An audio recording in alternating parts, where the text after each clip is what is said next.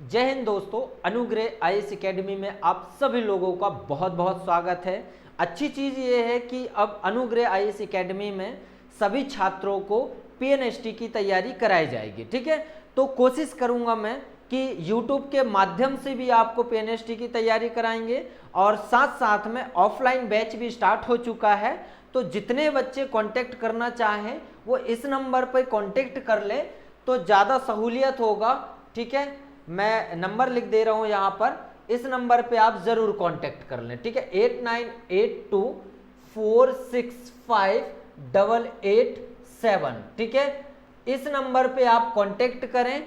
ठीक है, जिन बच्चों को पीएनएसटी की तैयारी करना, नर्सिंग की तैयारी करना है, उन बच्चों को यहाँ पर कांटेक्ट करने की ज़रूरत है। जो बच्चे मंडला में रह रहे हैं उन बच्चों के लिए है ये। ठीक है, और जो बच्चे मंडला से बाहर हैं उन बच्चों के लिए मैं ऑनलाइन के माध्यम से वहाँ तक पहुँचूंगा मैं। ठीक है, और फ्री ऑफ कॉस्ट रहेगा ऑनलाइन में, मगर कुछ पैसे दे के आपको यहाँ पे कराया जाएगा। उतना ज़्यादा फीस नहीं लिया जाएगा ऑफलाइन में।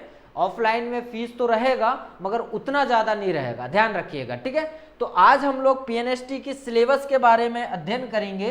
तो पीएनएसटी की सिलेबस अगर आपको अच्छे से पता होगा तभी जाके आप पेपर निकाल पाएंगे। तो प्री नर्सिंग सिलेक्शन टेस्ट होता है पीएनएसटी का, मतलब अगर फुल फॉर्म की बात करूं मैं तो, और इसमें कितने पेपर कितने सब्जेक्ट आते हैं। तो पहला जो सब्जेक्ट है वो है अपना क्या, फिजिक्स।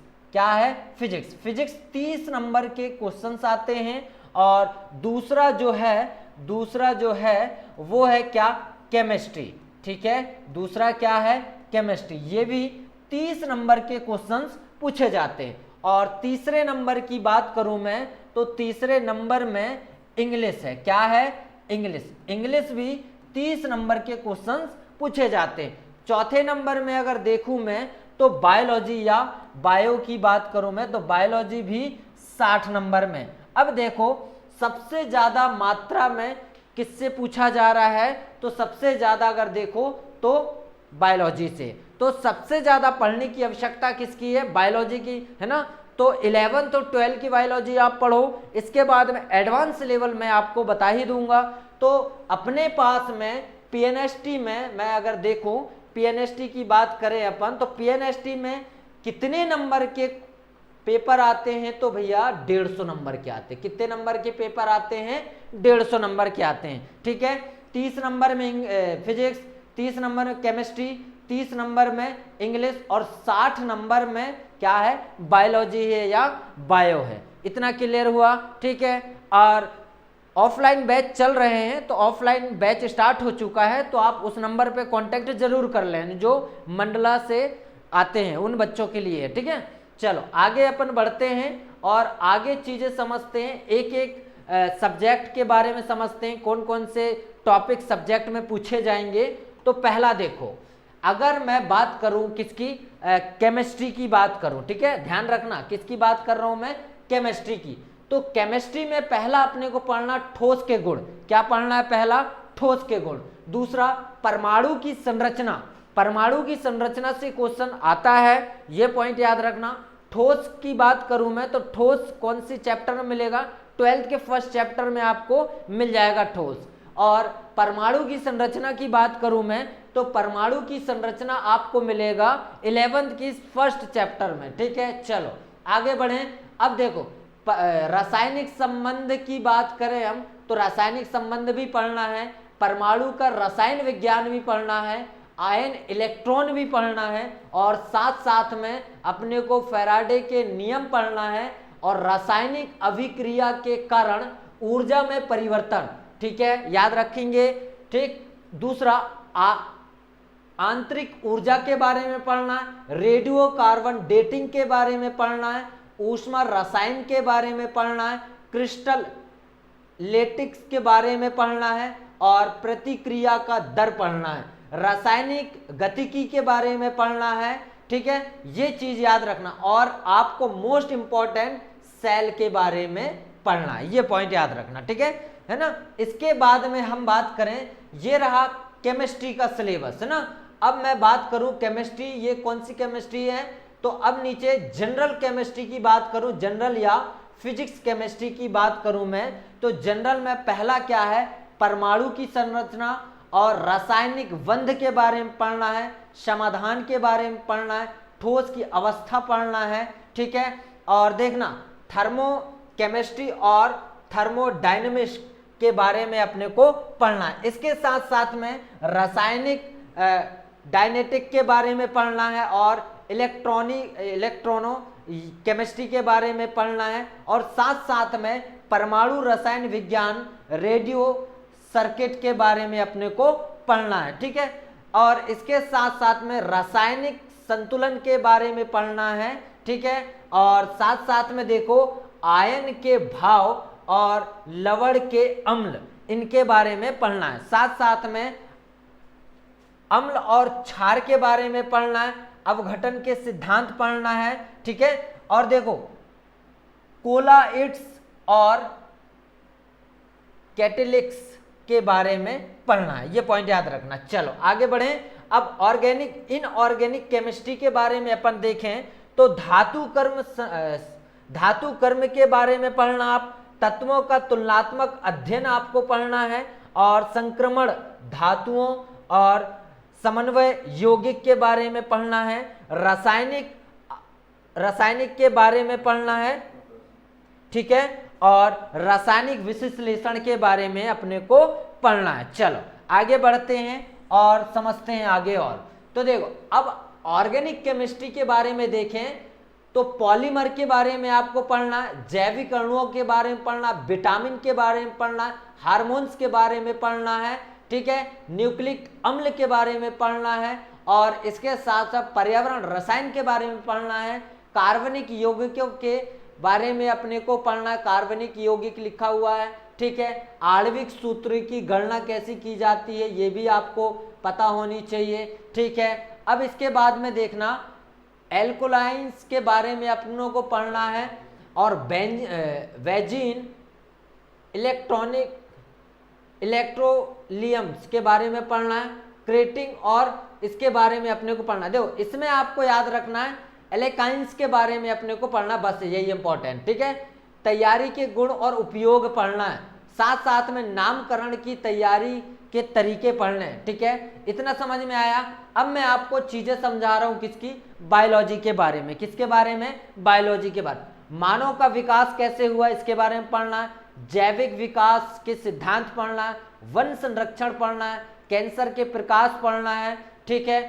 प्रकार मतलब जीवन की उत्पत्ति कैसी हुई, जैविक विकास के सिद्धांत पढ़ना है, पादप पदार्थों की तल पढ़ना है, आर्थिक जूलॉजी के बारे में पढ़ना है, द्विपद और त्रिपद नामकरण के बारे में अपने को पढ़ना है, ठीक है। बायोलॉजी था। अब अपन देखते हैं जियोलॉजी के बारे में। किसके बारे में, जियोलॉजी के बारे में, ठीक है। बहुकोशिकता के बारे में पढ़ना है, पशु जीवन में संरचना और कार्य के बारे में अपने को पढ़ना है, ठीक है। अब देखना इसमें लिखा है जेनेटिक्स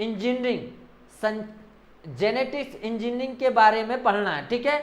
और इसके साथ साथ में म्यूटेनस के बारे में पढ़ना है, ठीक है। और देखना इसमें अनुवांशिक के बारे में आप जरूर पढ़ लेना, जलवायु परिवर्तन के बारे में जरूर पढ़ना और टैक्सोनॉमी के बारे में भी पढ़ना ना भूलना। मनुष्य के संबंध में प्रोटोजोन रोग ये क्या होता है इसके बारे में पढ़ना, मनुष्य के संबंध में कीट वाहक रोग पढ़ना है अपने को, धूम्रपान, शराब और नशीली दवाओं के सेवन के लक्षण और नियंत्रण पढ़ना है अपने को, ठीक है। आगे बढ़े। चलो अब आगे देखो फिजिक्स के बारे में बात करूंगा मैं। किसकी, फिजिक्स। मोस्ट इंपॉर्टेंट फिजिक्स को समझना है ना, ठीक है।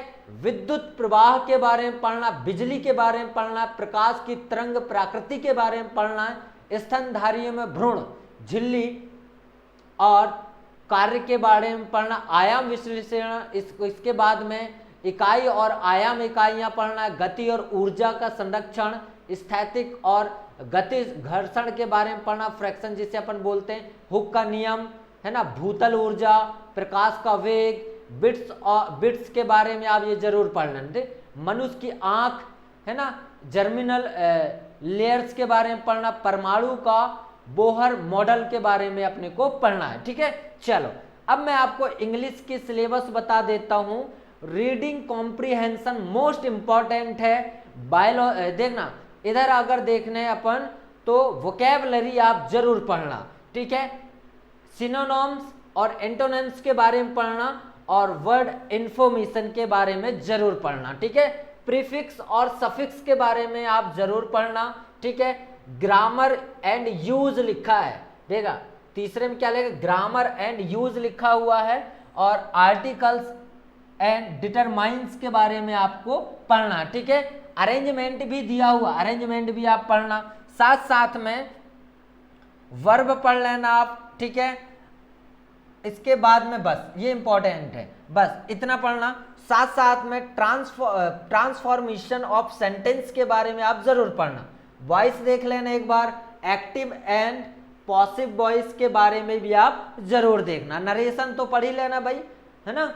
डायरेक्ट एंड इनडायरेक्ट भी पढ़ना है आपको, और डिग्रीज पढ़ना है, कॉम्प्रिहेंशन, डिग्रीज कॉम्प्रिहेंशन, सेंटेंस पढ़ना है, कॉमन एरर भी देखना है, और साथ साथ में इधर दिया है स्पेलिंग दिया है। देखो British pattern of spelling will be follow, तो ब्रिटिश पैटर्न में अपने को क्या पढ़ना है, स्पेलिंग पढ़ना है। यहां तक आपको समझ में आया तो ध्यान रखना, पीएनएसटी की तैयारी अगर आप बहुत अच्छे से विधिवत रूप से सिलेबस के अकॉर्डिंग से तैयारी अगर करना चाहते हो तो यूट्यूब से आप जरूर जुड़ जाएं। इसमें आपको चीजें एकदम विधिवत रूप से मिलता रहेगा, एक एक लेक्चर मिलते रहेंगे, और साथ साथ में आप कोशिश जरूर करें कि ज़्यादा से ज़्यादा लोगों को शेयर करें, और जितने लोग मंडला में रह रहे हैं उन बच्चों के लिए पीएनएसटी की बैच स्टार्ट हो चुका है, तो आशा करता हूं कि आप लोगों को जरूर शेयर करें। ठीक है,